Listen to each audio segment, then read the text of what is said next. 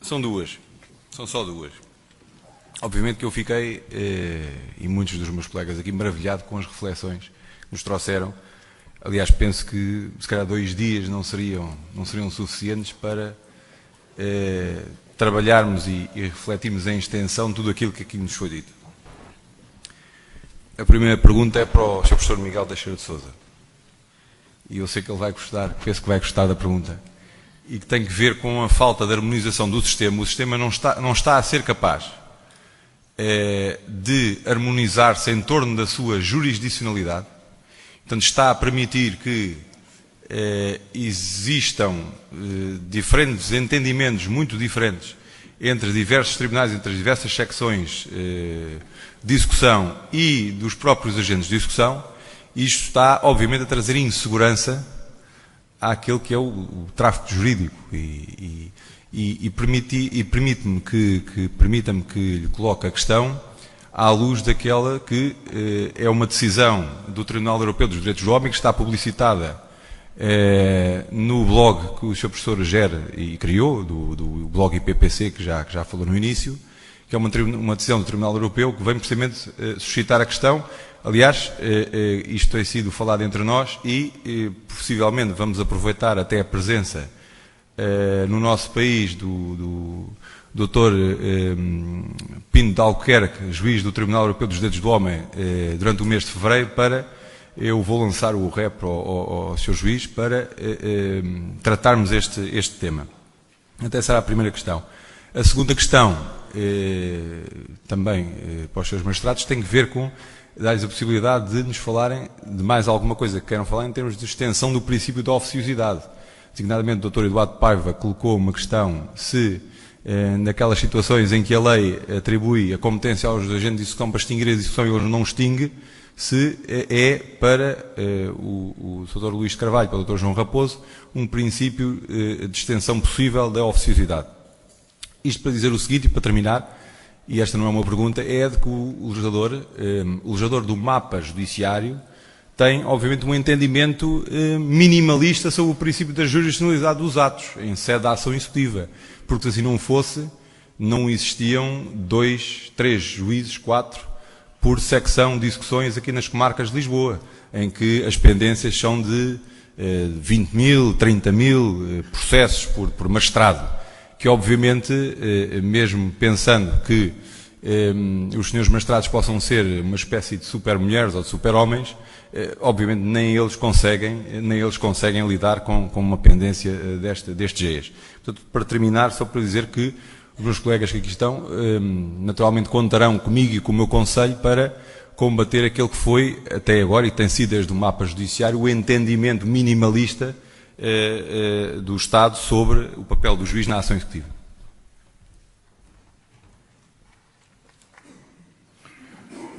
Muito obrigado. Não sei se... muito obrigado, Sr. Presidente.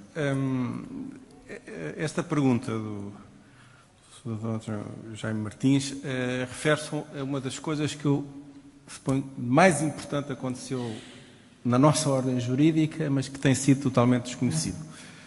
E corresponde, aliás, a um desafio que eu já dirigi ao Conselho Regional de se organizar uma sessão para análise e discussão desse acordo. Trata-se de um acordo do Tribunal Europeu dos Direitos do Homem.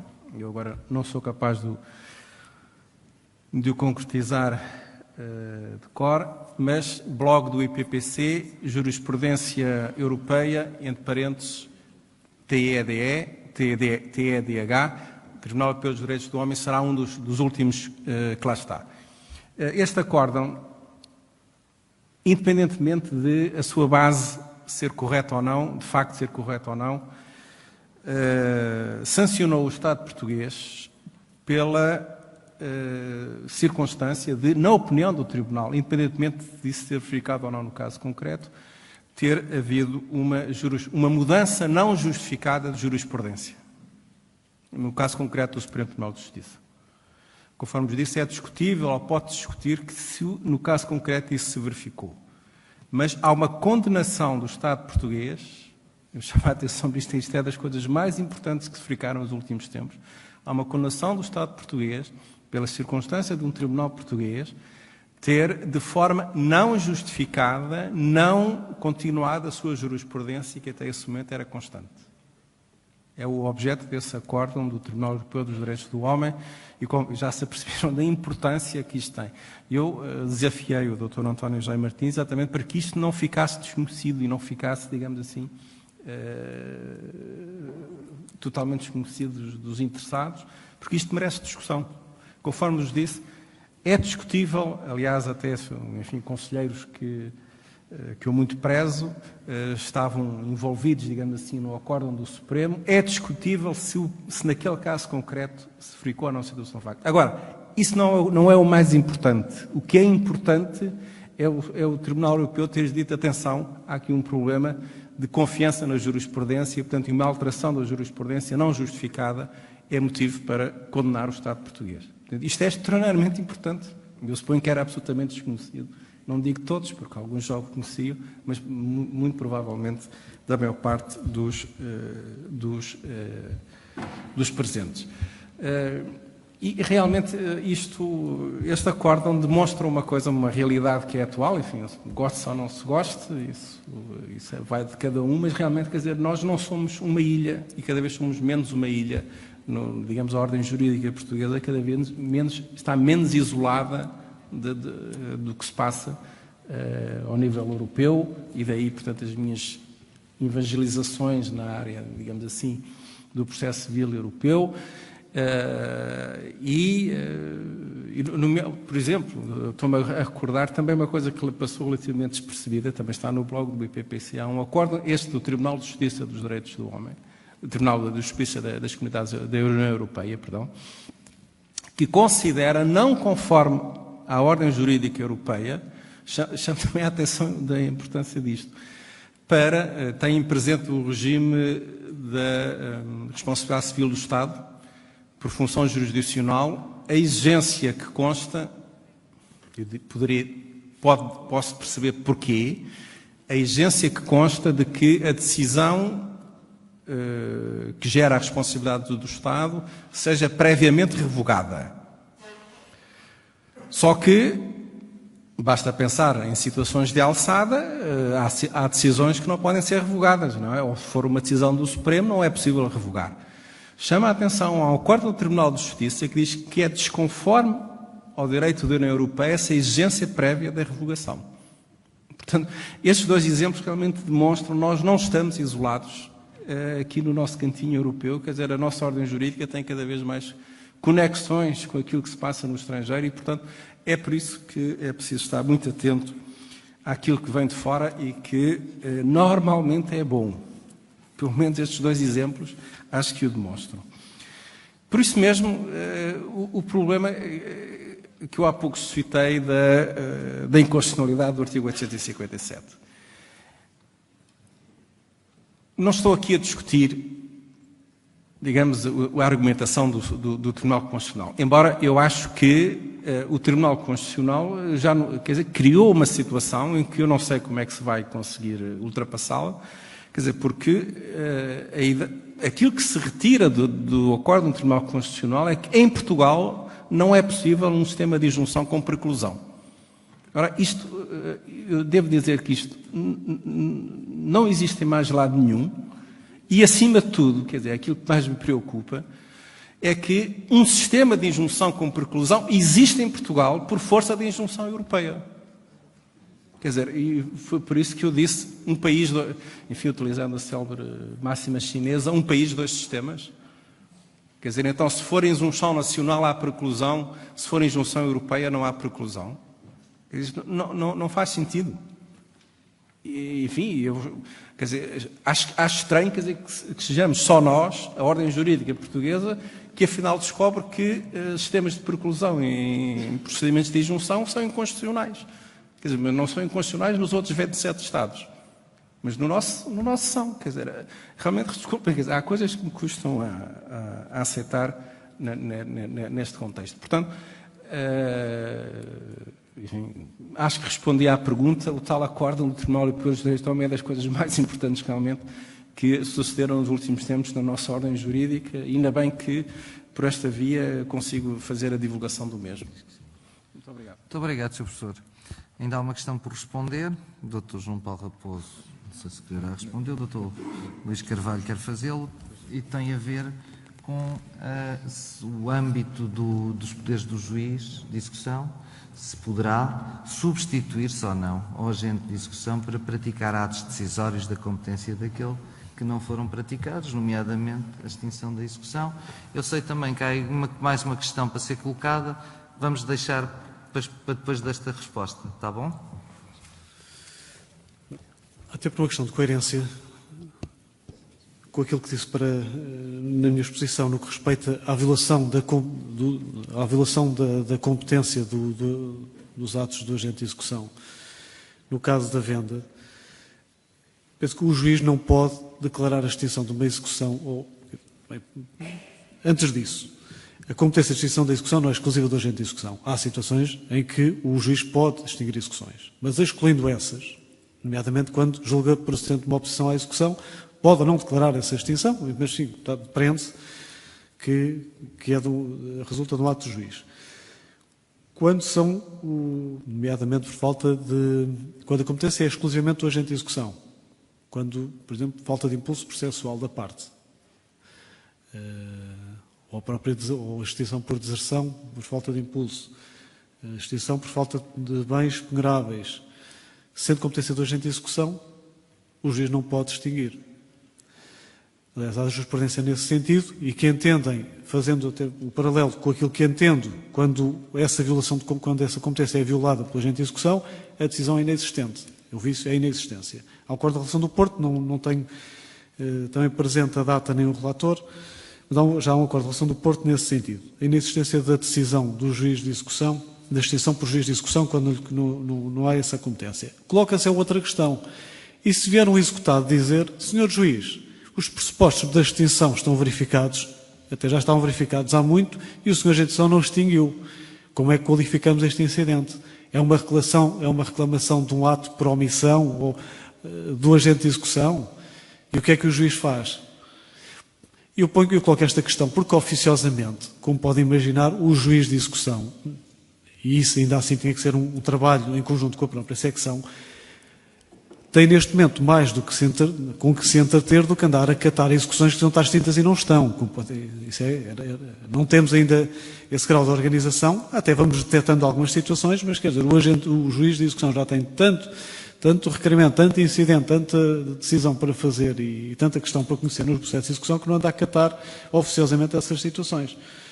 Mas pode ser provocada a situação. E o executado vem dizer muito bem, senhor juiz, extinga lá a execução, porque isto não faz sentido estar aqui.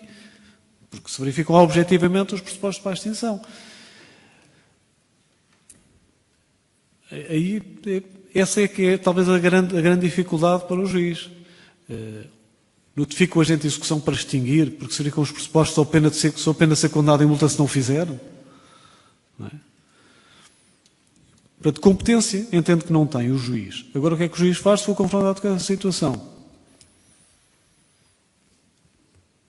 Ainda não fui confrontado. Se for, admite a hipótese, notifique-se o agente de execução, ou pelo menos para justificar porque é que não extinguiu, até pode não ter extinto por uma razão qualquer, mas, efetivamente, entendo que não pode ser uma competência oficiosa do juiz, só pena de inexistência, de vício da inexistência ou outro. É que se entende?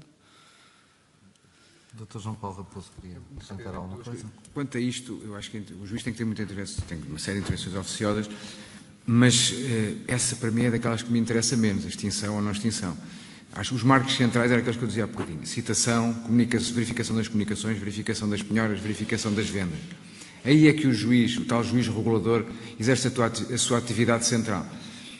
Quanto à extinção, às vezes acontece e sucede haver, por exemplo, um acordo direto exequente-executado.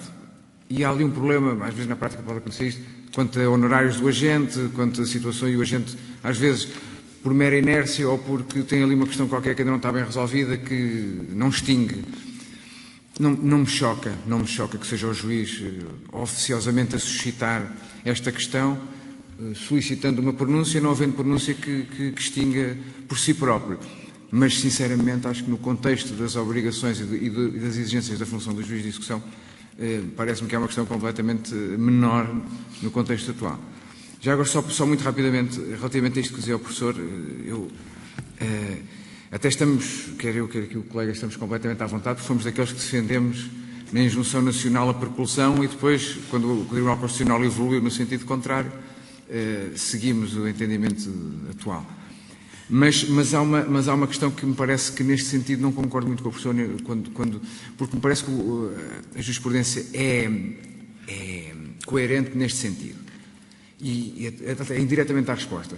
Se em vez de haver um balcão nacional de injunção, houvesse uma secção nacional de injunção com 3 ou 4 juízes, o fundamento do acórdão de declaração de inconstitucionalidade, que no fundo é este, as injunções, não pode haver preclusão pela decisão de injunção porque não houve uma apreciação jurisdicional. Não é? E esse fundamento não existe na injunção europeia. Portanto, a injunção europeia é decidida por um juiz. Mas em Portugal é o procedimento. E portanto, não havia. Depois temos uma série de países com injunções, com processos de injunção decididos por secretários também, mas aí coloca-se na respectiva ordem jurídica como é que a questão se define. Na nossa ordem jurídica, se o Tribunal Constitucional entende que o princípio da preclusão está associado a uma decisão jurisdicional, o legislador, quanto a mim, só tem um caminho. Ou abandona a preclusão e deixa cair as injunções nacionais, ou então cria uma secção nacional de injunção, ou eventualmente mais que uma, com colocação de juízes que fazem a posição de forma executória e ultrapassa claramente isso, e esta dita jurisprudência cai pela base. Posso só esclarecer? Pelo visto eu estava equivocado quanto a Portugal. Pensava que Portugal tinha designado o balcão nacional de injunções. Mas eu chamo a atenção para o que diz o regulamento, que é o que interessa. Artigo 5º do regulamento, 1896-2006, definições, tribunal, entre aspas. O que é que se entende para este efeito como tribunal? Aliás, isto vale, digamos assim, está aqui neste regulamento, mas há definições equivalentes noutros regulamentos. Concretamente, número 3 diz: tribunal, qualquer autoridade de um Estado-membro competente em matéria de injunções, de pagamentos europeia ou em qualquer outras matérias conexas. Portanto, não há nenhuma exigência de que seja uma entidade jurisdicional. Cada Estado define, de acordo com a sua competência, e conforme disse, eu pelo visto estava equivocado. Pensei que Portugal tinha indicado o Balcão Nacional de Injunções, mas é da pura competência interna de cada Estado dizer qual é a entidade competente para este efeito. Portanto, é por isso exatamente que está aqui a definição de tribunal. Não é para não se pensar que tem que ser um órgão jurisdicional. É tal, na expressão do regulamento, é qualquer autoridade. Portanto, chama a atenção para isso. Portanto, aliás, não se fique com a ideia, que coisa que não acontece, que a injunção europeia proveniente de outros Estados é uma injunção, digamos assim, jurisdicional. Não tem que ser. Isso depende de cada Estado. Depende de cada Estado. Muito bem. Esclarecida a questão. O doutor queria colocar uma questão? Bom dia. Eu não queria colocar uma questão, talvez fazer antes um pedido à consideração do professor Dr. Miguel Teixeira de Sousa, por quanto à incidência do que aqui foi hoje tratado, quando se falou de uma desvalorização do mercado hipotecário, concretamente pela parte do Dr. João, este mercado hipotecário, incidindo sobre imóveis, vai, certamente, na ótica dele, apenas a ter uma incidência sobre imóveis, deixando designadamente dentro da mesma amplitude os rústicos. E quando falou, de facto, numa litigância de massas, essa litigância de massas preocupou-se, precisamente com todas as alterações que foram dadas, quer em 2003, quer em 2013, mas não regulamentando convenientemente quem não tinha inserção numa dimensão mais diminuta como exequente.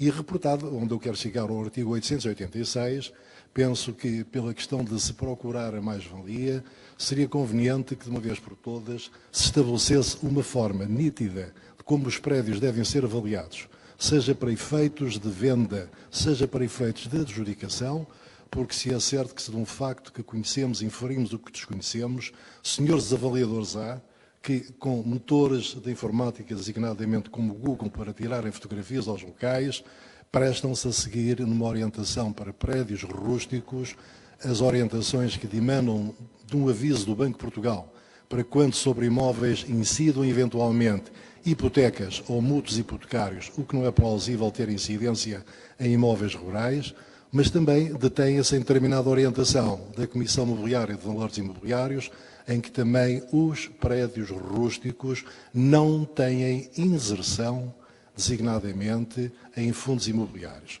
Quando se ouve voz populos a criticar-se o distanciamento dos tribunais da população, se faz uma crítica extremamente acentuada às custas, é da experiência.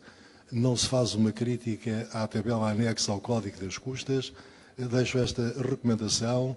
Teríamos aqui muito tempo para casuisticamente discutir isto. Não vale a pena.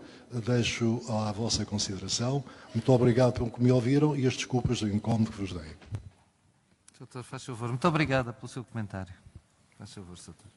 Faz favor. Muito bom dia. Eu gostaria de fazer uma pergunta ao Sr. Professor Miguel Teixeira de Sousa, já que foi elucidado sobre o artigo 551, número 5. Qual é que era a sua interpretação sobre esse artigo, já que o Sr. Doutor Juiz João Paulo Raposo teve o entendimento que devemos fazer uma interpretação corretiva ou abrogante, se foi isso que eu bem entendi, não é? E se também esse artigo não pode suscitar questões de constitucionalidade, designadamente por violação do artigo 20 da Constituição da República Portuguesa, já que a tutela é judicial, não é? O acesso do direito à execução.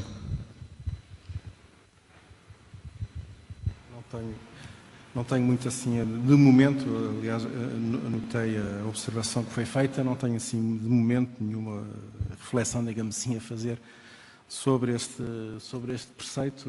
Enfim, posso dizer que se por acaso me ocorrer alguma coisa de inteligente, publicarei no IPPC e é o mais fácil. Anotei apenas, enfim, não tem que haver uma reação imediata àquilo que é dito. Anotei apenas, enfim, fiquei de pensar no problema, mas enfim, já agora, ainda não permita-me outra observação, que parece que se interpretarmos o artigo literalmente, parece que quando o processo executivo, digamos, parece um paradoxo, não é? Quando se fala de processo, não é? Porque o processo é sempre jurisdicional, é feito através de um tribunal do Estado e é uma justiça pública, não é? Quando corre no agente de execução, então parece que já não estamos no âmbito de um processo judicial, mas sim, tudo prende-se com a natureza da ação executiva, quais são os atos praticados pela agente de execução, qual a sua natureza, não é? Sim, eu sou sobre isso. A única coisa que gostava de dizer é o seguinte: aqui, por acaso, a terminologia, não só aqui, mas a terminologia é relativamente importante. Eu suponho que, embora já haja opiniões que vão um bocadinho além disto, eu suponho que nós não temos uma situação de desjuridicionalização da ação executiva. O que temos é uma situação de desjudicialização. Quanto a mim, a ação executiva não deixa de ser um processo jurisdicional. O que acontece é que, em vez de ser como era antes, um processo que era jurisdicional e simplesmente judicial, no sentido que corria, digamos assim, debaixo, ou sob a orientação do juiz, agora decorre fundamentalmente debaixo da orientação do agente de execução. Aliás, eu sou coerente com isto que digo, tanto que, na minha opinião, aliás, ponho até agora minoritária, isso é o que menos interessa, o Estado é responsável pelos atos do agente de execução. Aliás, o que sucede é que o Estado delegou numa classe profissional, aliás, digamos profissionais liberais, o exercício de uma função jurisdicional. Portanto, neste sentido, aliás, já o escrevi, o Estado, na minha opinião, contra, aliás, o acórdão do Supremo do Conselheiro Abrantes Geraldes, o Estado é realmente responsável pelos atos do agente de execução. Portanto, não há nenhuma desjurisdicionalização, na minha opinião.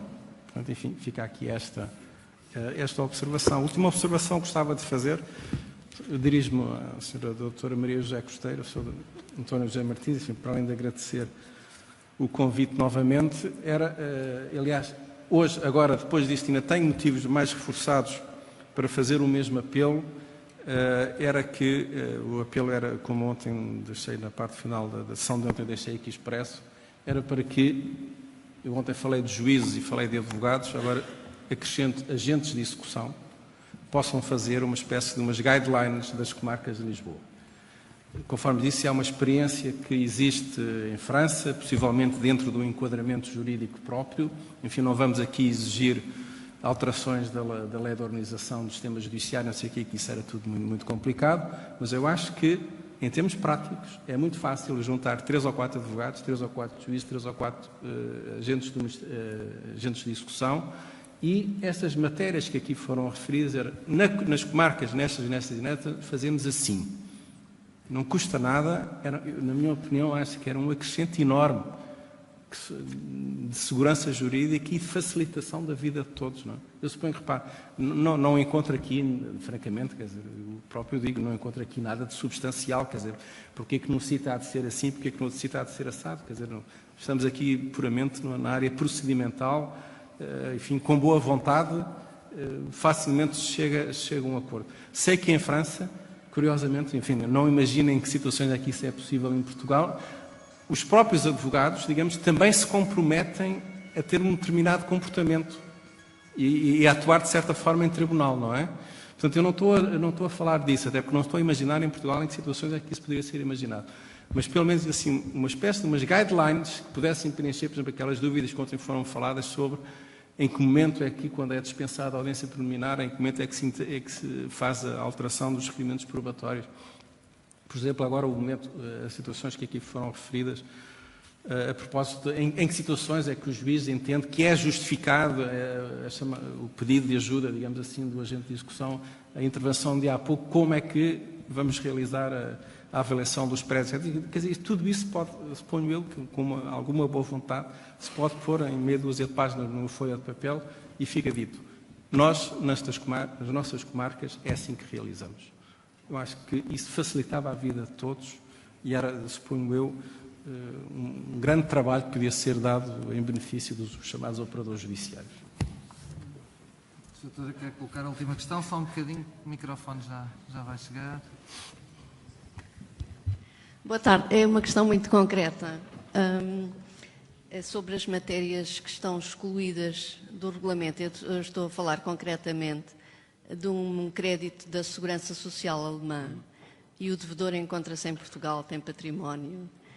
Já tentei a revisão desta sentença no Tribunal da Relação e foi rejeitada. Portanto, a Segurança Social alemã também emitiu uma certidão de dívida. Portanto, nós temos uma sentença condenatória, temos uma certidão de dívida, a quantia é muito elevada, atinge 1 milhão de euros. Portanto, não se pode ir pelo mecanismo da injunção, porque esse tem um limite de 30 mil euros. O devedor está em Portugal, ele foi citado, ele responde às interpelações e não estamos a conseguir. A questão é se existe algum mecanismo de executar uma dívida da Segurança Social alemã em Portugal. Não, doutora, enfim, há elementos de facto que me faltam. Aquilo que eu posso realmente dizer é que os regulamentos europeus não se aplicam às matérias relativas à segurança social. Portanto, não podemos aplicar aquilo que seria o regulamento standard, que é o 1215-2012. Portanto, a única forma de obter o reconhecimento dessa decisão proferida na Alemanha e em Portugal é através do reconhecimento através do Tribunal da Relação. Porque é que isso não é possível? Isso agora... Foi indeferido porque é matéria da administração pública e o Tribunal considerou que o mecanismo da revisão não abrange estas matérias. Pois. Mas, mas é possível, com certeza, reconhecer em Portugal decisões administrativas estrangeiras. Portanto, isso terá que ser visto com algum pormenor, sim. Quer dizer, é ser considerado público, digamos assim. Mas aquilo que, enfim, estou a pensar agora só sobre isso. Não havendo nenhum outro tribunal competente, Portanto, a competência residual é dos tribunais judiciais, e dentro, não é? Isto é, não havendo mecanismo nos tribunais administrativos de proceder a esse reconhecimento, a competência é dos tribunais judiciais. Portanto, devia ser realmente, não sei, assim, aparentemente devia ser realmente a relação de Lisboa, ou a relação, de acordo com o direito interno, exatamente porque não se aplica ao regulamento, a reconhecer essa decisão. É assim aquilo que me oferece dizer, neste momento. Agradecendo a participação de todos, vamos avançar para a sessão de encerramento. Doutora Maria José Costeira tem a palavra.